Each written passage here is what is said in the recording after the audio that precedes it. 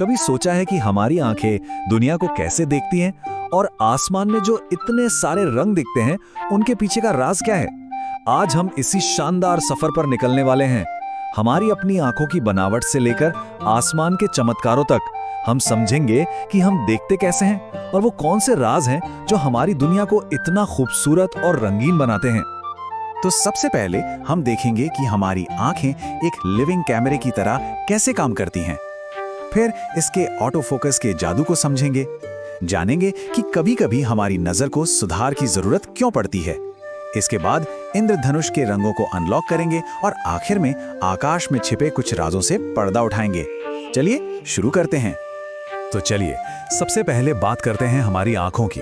जानते हैं इंसानी आंख को समझने का सबसे आसान तरीका क्या है?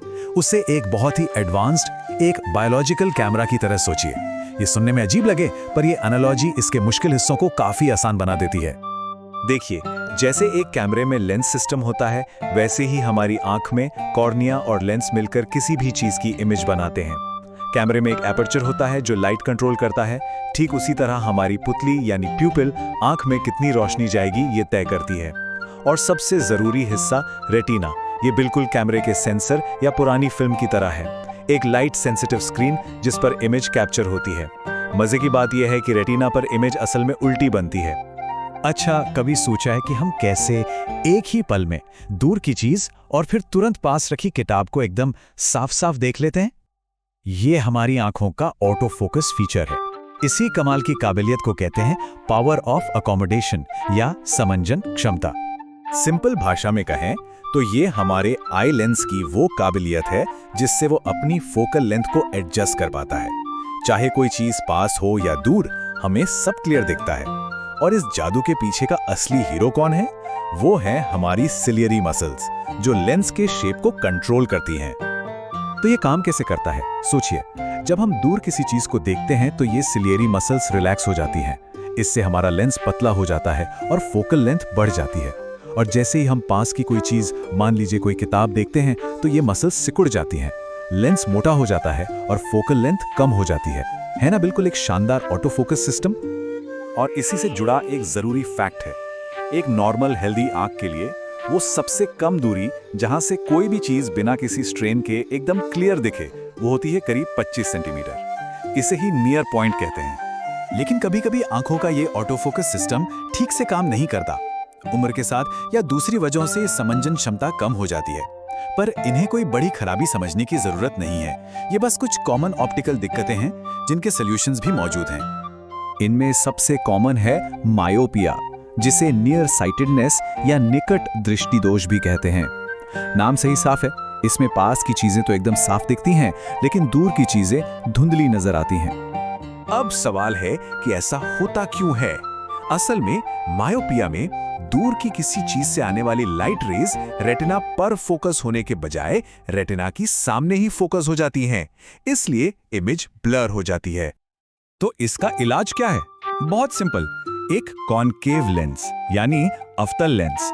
ये लेंस क्या करता है कि लाइट रेज को थोड़ा सा फैला देता है, या कहिए डाइवर्ज कर देता है, ताकि इमेज खिसक कर ठीक रेटिना पर बने। अब मायोपिया का ठीक उल्टा है हाइपरमेट्रोपिया, जिसे फार साइटेडनेस या दूर दृष्टि दोष कहते हैं। इसमें दूर की चीजें तो क्लियर दिखती हैं, पर पास की चीजों पर फोकस करने में दिक्कत होती है। यहाँ प्रॉब्लम बिल्कुल उल्टी है। पास की चीज से आने वाली लाइट रेज रेटिना पर नहीं बल्कि रेटिना के पीछे जाकर फोकस होती है। और इसे ठीक करने के लिए इस्तेमाल होता है एक कॉन्वेक्स लेंस यानी उत्तल लेंस। ये लेंस लाइट रेज को कन्वर्ज करता है, मतलब सिकोड़कर फोकस पॉइंट को आगे ले आता है, ताकि इमेज एकदम सही जगह यानी रेटिना पर बन सके। चलिए अब आंखों से आगे बढ़ते हैं और बात करते हैं उस चीज की जिसे हमारी आंखें देखती हैं, यानी लाइट की। कभी ये सोचा है कि सूरज की रोशनी जो हमें सफेद दिखती है, उसमें असल में इतने सारे रंग कैसे छिपे होते हैं? इसी फेनोमेनन को कहते हैं डिस्पर्जन या विक्षेपण। जब सफेद रोशनी एक ग्लास प्रिज्म से गुजरती है तो वो अपने सारे असली रंगों में टूट जाती है, या कहिए बंट जाती है। और फिर हमें मिलता है रंगों का एक खूबसूरत बैंड, जिसे हम सबने स्कूल में पढ़ा है, विबग्योर, यानी violet, indigo, blue, green, yellow, orange और रेड। इसमें एक इंटरेस्टिंग बात यह है कि लाल रंग की लाइट सबसे कम मुड़ती है और वायलेट रंग की सबसे ज्यादा। यही लाइट का स्पेक्ट्रम है। और जानते हैं, यही सेम प्रिंसिपल हमें समझाता है कि इंद्रधनुष कैसे बनता है। होता यह है कि बारिश के बाद हवा में पानी की जो नन्ही नन्ही बूंदें रह जाती हैं, वो लाखों छोटे छोटे प्रिज्म की तरह काम करती हैं। जब सूरज की रोशनी इन बूंदों में घुसती है तो वो पहले मुड़ती है और रंगों में बिखर जाती है। फिर ये लाइट बूंद के अंदर टकराकर रिफ्लेक्ट होती है और आखिर में जब ये बूंद से बाहर निकलती है तो एक बार फिर मुड़ती है और बस हमें आसमान में रंगों का वो खूबसूरत आर्क यानी इंद्रधनुष दिखाई देता है। अब इन्हें लाइट के प्रिंसिपल्स को हम एक बहुत बड़े कैनवस पर देखते हैं, हमारे एटमॉस्फेयर पर। चलिए समझते हैं कि तारे क्यों टिमटिमाते हैं और आसमान का रंग नीला क्यों होता है। तारों का टिमटिमाना, जिसे हम ट्विंकलिंग कहते हैं, उसकी वजह है एटमॉस्फेरिक रिफ्रैक्शन। देखिए, तारे हमसे बहुत बहुत दूर हैं, इसलिए वो लाइट के एक छोटे से पॉइंट सोर्स जैसे लगते हैं। जब उनकी रोशनी हमारे एटमॉस्फेयर की अलग अलग लेयर से गुजरती है तो वो लगातार अपना रास्ता बदलती है, यानी बेंड होती है।